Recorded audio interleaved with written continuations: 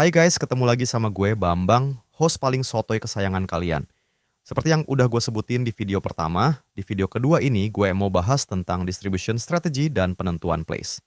Yuk, kita mulai.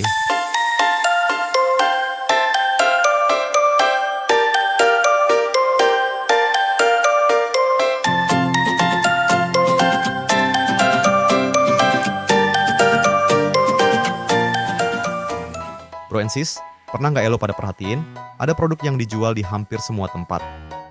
Iya, semua tempat. Dari warung Madura 24 jam, asongan di lampu merah, warung makan, minimarket, swalayan, bahkan sampai di hotel bintang 5. Mau tahu apa nama produknya? Aqua. Dalam distribution strategy, ini disebut sebagai intensive distribution. Intensive distribution tuh strategi pemasaran di mana produsen berusaha nyediain dan ngejual produknya di sebanyak mungkin tempat yang memungkinkan. Mereka pengen mastiin produk mereka ada atau tersedia waktu konsumen butuh. Akibatnya, brand mereka jadi top of mind di benak konsumen di kategori tertentu. Contohnya kayak Aqua itu tadi. Mereka jadi top of mind di kategori air minum dalam kemasan. Nah, strategi intensive distribution ini biasanya digunain untuk produk-produk yang punya permintaan tinggi dan siklus pembelian pendek, seperti barang kebutuhan sehari-hari, makanan ringan, minuman, dan sebagainya. Tapi nggak semua produk harus nerapin intensive distribution ya, bosku. Ada strategi lain yang namanya selective distribution. Produsen bakal milih beberapa channel distribusi aja, dicocokin sama brand positioning mereka.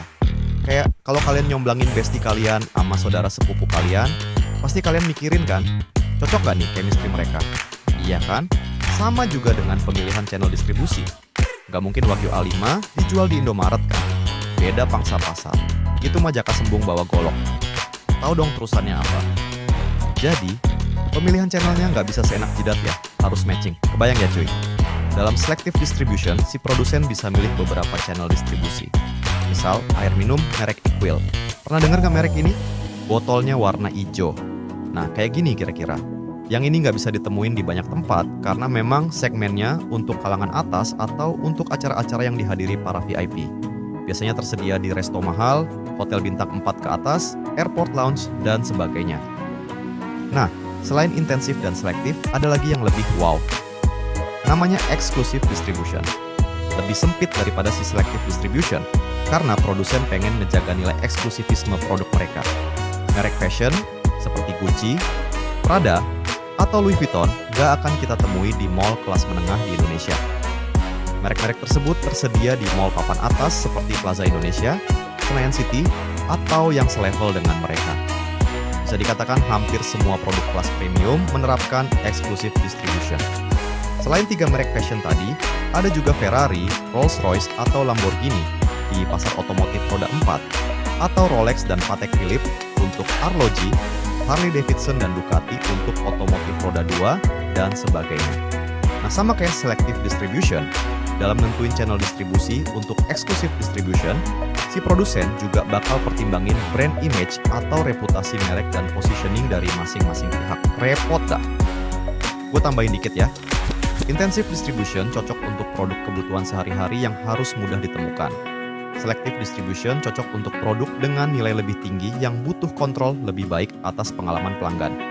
Exclusive distribution cocok untuk produk mewah dan premium yang ingin menjaga eksklusivitas dan brand prestige. Nah, itu tadi penjelasan gua tentang 3 strategi distribusi. Kalau ada yang kurang jelas, jangan malu untuk tanya ya cuy. Ingat kata pepatah, malu bertanya, mak gue yang jawab. Sip, kita lanjut ya guys. Seperti janji gue di video pertama, sekarang gue mau ngomongin soal pemilihan channel distribusi antara yang fisik versus virtual. Kemarin ada yang nanya sama gue, Bang, kalau gue mau jualan di Shopee, gue butuh buka toko juga nggak ya? Ada juga temen gue yang buka usaha bengkel dan toko onderdil nanya ke gue, Bang, gue perlu buka toko online nggak sih? Dua-duanya pertanyaan menarik nih, apalagi kalau masih level UMKM. Kalau menurut gue, ada usaha yang cukup punya toko atau outlet fisik aja. Ada juga usaha yang cukup toko online aja. Dan ada usaha yang sebaiknya punya toko fisik dan toko online sekaligus. Nentuinnya gimana? Semua ada plus minusnya. Kita bahas satu persatu yuk. Oke, kita bahas dulu untuk yang toko atau outlet fisik ya. Misal nih lo pengen buka coffee shop, udah pasti butuh outlet fisik. Bisa sewa ruko, bisa bangun di lahan kosong punya bokap nyokap lo, atau bisa sewa lapak di mall, banyak caranya. Tinggal lo sesuaiin aja sama positioning dan target market yang udah lo susun. Misal coffee shop lo ditargetin buat jadi tempat nongkrong anak muda middle class nih, ya lo tinggal pilih deh tempat strategis di mana mereka biasa hangout, kayak di dekat kampus, atau di dalam mall, atau deket kos-kosan. Tapi, kalau target market lo adalah orang kantoran, ya buka outletnya di sekitar area perkantoran, atau di area lobi gedung perkantoran, atau justru dekat parkiran gedung perkantoran, atau di kantin.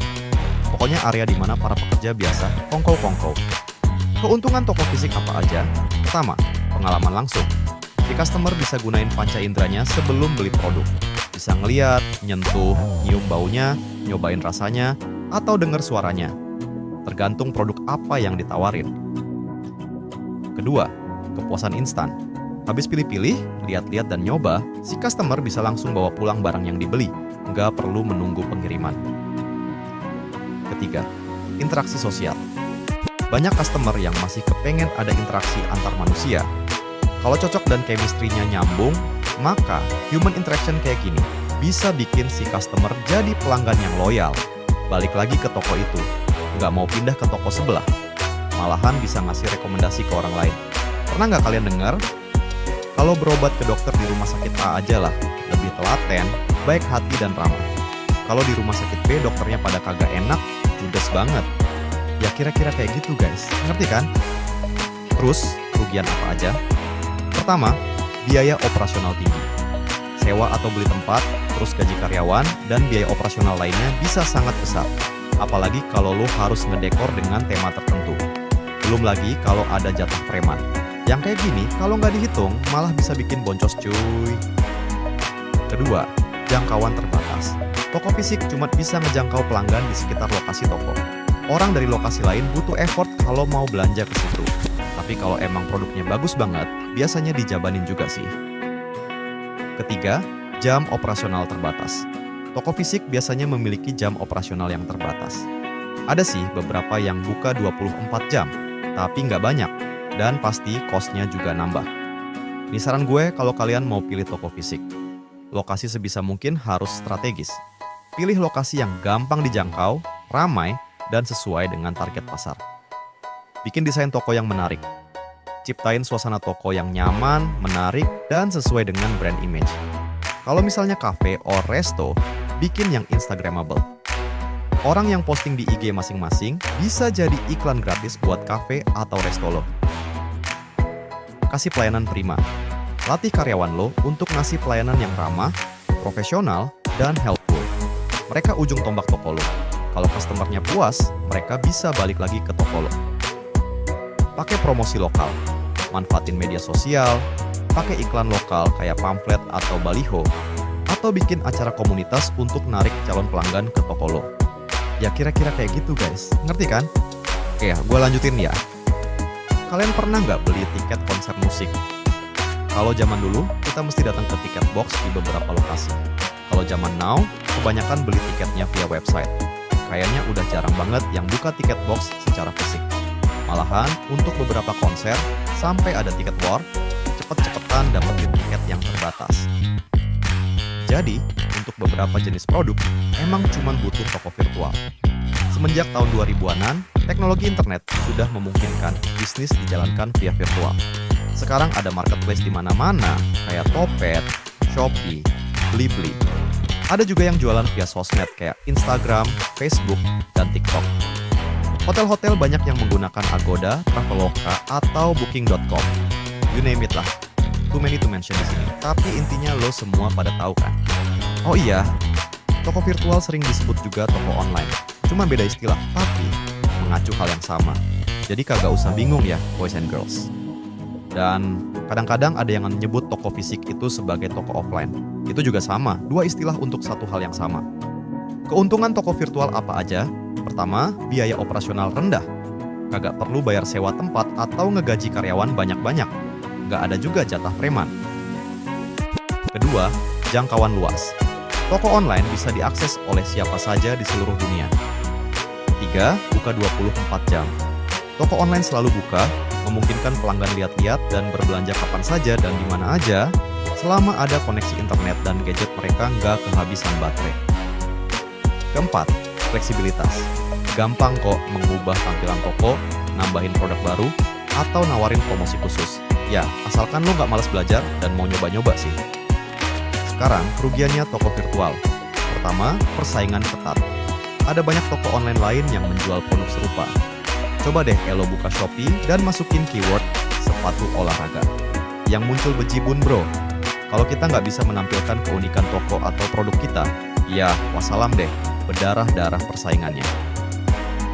Kedua, tidak ada interaksi langsung.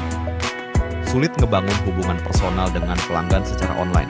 Palingan lewat chat dan biasanya nggak instan. Biasanya kudu nunggu beberapa saat. Ketiga, kehilangan kepercayaan. Beberapa pelanggan masih ragu berbelanja online karena takut ditipu atau barang tidak sesuai. Jujur, gue beberapa kali ketipu belanja online. Jadi biasanya kalau gue belanja online, gue lihat dulu berapa orang yang ngasih bintang 1 dan baca komentar mereka. Gue nggak gampang percaya rating yang terlalu bagus, soalnya sekarang banyak yang jual jasa ngasih rating bintang 5 dan kasih fake testimonial. Sini gue kasih saran kalau lo pengen milih toko virtual. Pilih platform yang tepat. Pilih platform e-commerce yang sesuai dengan kebutuhan dan anggaran lo. Misalnya, website sendiri, marketplace, atau media sosial. Bikin desain website menarik. Buat website yang profesional, gampang dinavigasi, dan mobile friendly. Bikin konten berkualitas. Sajiin deskripsi produk yang lengkap, foto yang jelas, dan informasi lain yang dibutuhkan pelanggan. Gunain digital marketing. Manfaatkan SEO, iklan online, media sosial, dan email marketing untuk menjangkau pelanggan. Punya customer service online. Sediakan layanan chat atau email yang responsif untuk menjawab pertanyaan customer. Oke, tadi itu 2 poros jenis toko. Toko fisik alias toko offline versus toko virtual alias toko online. But wait, ada poros ketiga, yaitu gabungan toko online dan toko offline alias gabungan toko fisik dan toko virtual. Gua kagak bakal jelasin panjang lebar, tapi gampangnya gini. Kadang-kadang kalau gua nganterin nyokap belanja di mall, sementara nyokap ke hypermart. Gua suka misahin diri dan datengin counter HP, lihat-lihat, pegang-pegang, tanya-tanya sama mbak-mbak SPG-nya di situ. Ya you know lah. Tapi gua prefer beli HP via Topet atau Shopee, nunggu tanggal cantik yang 10-10, 11-11, 12-12. Ngerti kan maksud gua? Nah, ternyata banyak makhluk yang kelakuannya kayak gue, lihat-lihat di toko fisik, tapi belanjanya secara online. Ada juga yang kebalikan, seneng lihat-lihat di Topet, tapi pas mau beli barangnya, mereka lebih pengen ke toko fisik. Maklum, preferensi orang kan beda-beda, dan ini harus diperhatikan oleh produsen. By the way, kalian sadar nggak? Ada beberapa kelebihan toko fisik yang merupakan kelemahan toko virtual, dan beberapa kelebihan toko virtual yang merupakan kelemahan toko fisik. Nah, produsen yang milih gabungan dua-duanya nyoba untuk mengatasi kelemahan dengan memanfaatkan kekuatan dari masing-masing toko fisik dan toko virtual. Misal, produk mereka bisa dilihat 24 jam di toko virtual, tapi customer juga bisa datang ke outlet atau toko fisik untuk bisa berinteraksi langsung dengan petugas toko. Customer juga lebih percaya karena si produsen punya toko fisik. Kebayangkan bro and sis? Oke, video kedua terkait place udah kelar. Lunas nih hutang gue. Gue izin pamit ya guys.